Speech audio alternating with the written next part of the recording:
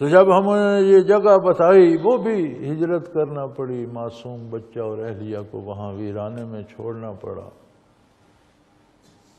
تو فرمایا بنیادی بات یہ بتائی کہ یہ انعام اس بات کا ہے کہ اللہ تشرک بی شیئا، کبھی میری ذات میں یا صفات میں کسی کو شریک کرنے کا خیال بھی نہ ہے۔ لا تشرک بی شیئا، رائی برابر بھی شرک نہ کیا جائے۔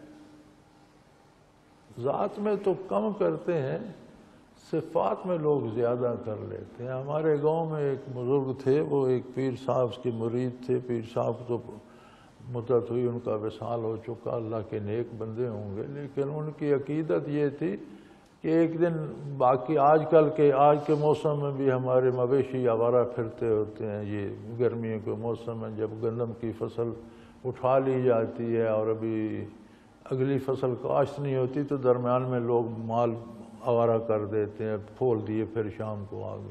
آج کل بھی یہی حال ہے۔ تو اچھی تکڑی گدی انہوں نے رکھی تھی، قیمتی تھی، تو وہ مویشی تو آ گئے تو وہ گدی ان کے ساتھ لوٹ کرنا ہے۔ تو ان کے لڑکے وہ شام کو نکل گئے، ادھر دیکھ ادھر دیکھ، عشاء کے وقت مڑ آئے، بابا جی گدی نہیں ملی۔ بابا جی نے فرمایا کہ سو جاؤ، حضرت صاحب تلاش کر کے لے آئیں گے،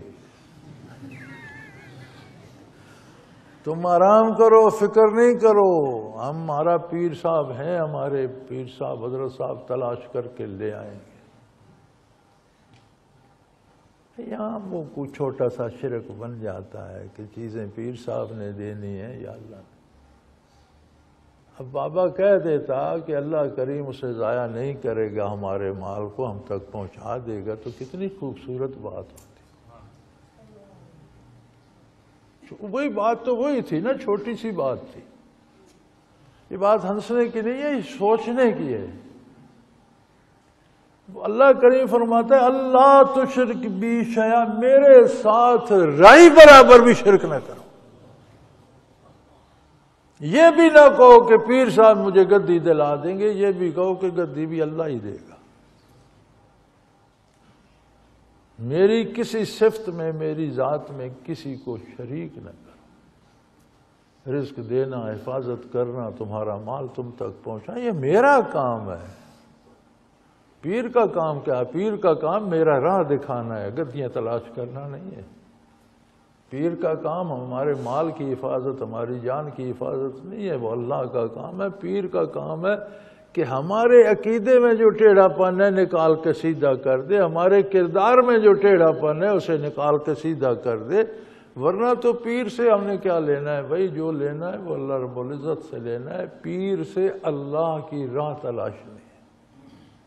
پیر وہ ہوتا ہے جو خود واصل باللہ ہو اور دوسرے کو وصول حق کی طرف لے جائے۔ روزی پیر نہیں دیتے، پیر تو اکثریت پیروں کی جو ہے سوائے اللہ کے بندوں کے، باقی اکثریت پیروں کی تو خود مانگ کے کھاتی ہے، دوسرے کو کیا دیں گے؟ کبھی مانگنے والا بھی کسی کو کچھ دیتا